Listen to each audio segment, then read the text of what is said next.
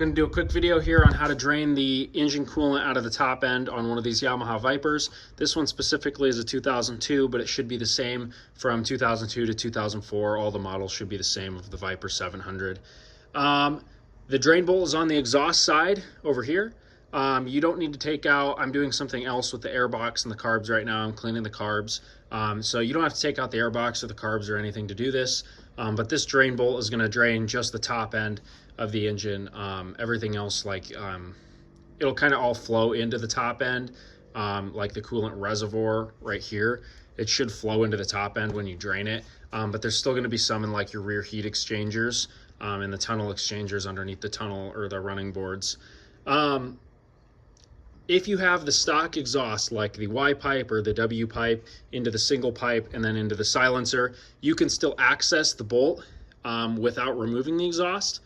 However, you're not going to really have a good way to catch the coolant while it's coming out if you leave the stock pipe on. I took my pipe off in order to do it because I don't want to get coolant all over my garage floor. I have drained them before without taking the exhaust off, and what happens is the coolant just runs, it just kind of fills this area down here, and there's 3 little holes in the bottom of the belly pan, and it'll drain out onto the ground. So you could put a bucket under it, but you're probably not going to catch all of it, and it kind of makes a mess, honestly. And coolant is corrosive, so I don't like to do it that way. But it can be done that way if you don't really care. If you have triple pipes, you're probably going to need to take all the triple pipes off just in order to access the bolt. So I'll show you where the bolt is. It's on the front side, the exhaust side, like I said, and it's this bolt right here. It says drain right underneath of it. And what I like to do is take the exhaust off, and then I'll just put like a small little bucket in here and then drain the coolant, take that bolt out. And then it's not all going to drain out unless you take the coolant reservoir cap off. So I like to undo the bolt with the reservoir cap on, that way it doesn't all just like immediately squirt out everywhere and get all over. I like to take the bolt out with my cup under it, and then once I have the bolt all the way out, I'll kind of hold the cup in place and then put the reservoir, take the reservoir cap off, and then it'll start really flowing out of here. So I'll prop you up on a little tripod here and show you kind of how the coolant's going to come out of there. All right, so the container that I always like to use is like one of these Cool Whip containers. I like them because they're nice and wide, and so you have the opportunity to catch a lot of the coolant that comes out. I did forget one thing. I like to kind of throw just like a pile of dirty rags. These are just like dirty microfiber towels that I still have to wash. I like to throw a pile of rags down here, just in case if any of the coolant does get out, it will kind of get soaked up by the rags. All right, so I put my Cool Whip container under there. It's a 10 millimeter, so I just like to use a little extension on a ratchet. And when you crack it loose, none is going to come out right away, but as soon as you start turning it, you're going to get a little that kind of dribbles out. So I kind of like to wedge the container under it. And you can see just that little bit is dribbling out. And I don't want any of that to go under my engine, like I said, because it's corrosive. So I just let it dribble out. I hope you guys can see that all right. Until my container gets pretty full. And then there's going to be a lot of coolant that I'm going to have to drain out of this thing. So I like to just crack it open a little bit, and then once my container gets full, I'll tighten it up by hand with my fingers, dump this out or do whatever with it, save it if you want to reuse it. I'm not going to reuse it. It's probably due for a replacement anyways. Tighten it up once this container gets full and just continue to drain it. So there you can see I actually backed the bolt out just a little bit more, and it's kind of running down the bolt and then off of the bolt. I'm not sure if you guys can see that or not. And it's not like actually dripping down the crankcase. So I've already dumped one of these. So this is going to be my second one that I'm going to dump, just so you know how much is about coming out of here. All right, so this is my third one that I've filled, and this one's not all the way full, as full as the other ones. Pour that in there. It started to slow down, so now I'm going to put it under there, drain it all the way, get it tucked under there nice. Probably going to take the bolt. I know you can't probably see through my big fingers. Probably going to take the bolt nearly all the way out though, for this.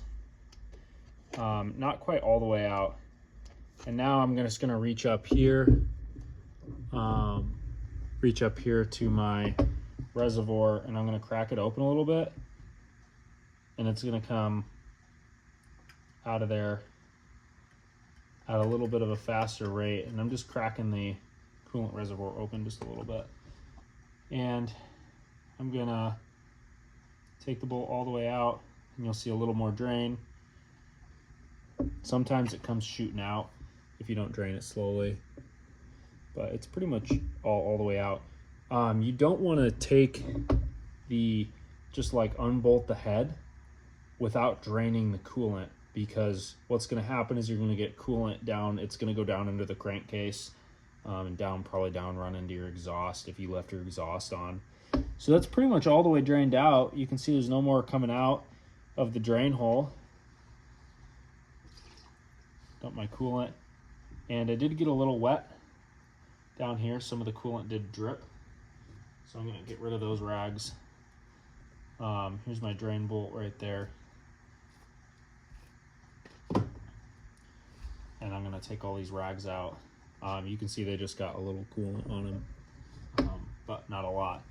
That's a pretty good way to do it. Now I try to wipe up any coolant that I got down here, possibly, and then I kind of just wipe this off too, where the coolant would have ran on the crankcase, just to prevent, I mean, this sled isn't perfect, but I mean, I do the best I can to prevent corrosion and stuff. So now there's definitely no more coolant coming out of the drain, so I'm going to go ahead and put the bolt back in so I don't lose it, and I'm sure these have a torque spec. I can try to figure out what that is for you guys really quick. All right, and the coolant drain bolt torque spec is 9.5 foot-pounds. All right, now everything we did there is just gonna drain the coolant from, realistically, the top end. It's not really draining the heat exchangers at all. If you want to drain the heat exchangers, according to the Yamaha service manual, you remove the seat, you remove the fancy plastic cover that covers your radiator drain hoses, and then what you do is you unclamp these and you drain the coolant out of the rear exchanger here if you have one. That's what that looks like. And then after you do that, you would keep the drain bolt removed up here, keep your little pan under it, and then you would lift the rear end up of the sled, so all the coolant in your running board heat exchangers comes forward, and it should all come out that drain bolt if you wanted to drain your system completely. Right now I'm just taking off the head, so this is where I'm going to stop for now, but I will be, before the season starts, draining the coolant completely and replacing it. And I'll lift the rear end of the machine up, but I don't have a buddy here to help me.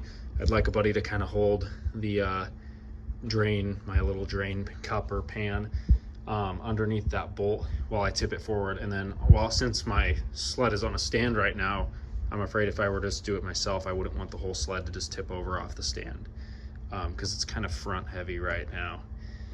Anyways, I hope that video helps. 9.5 foot-pounds, 9.4 foot-pounds actually, on that coolant drain bolt to get her all tightened back up. Hope it helps.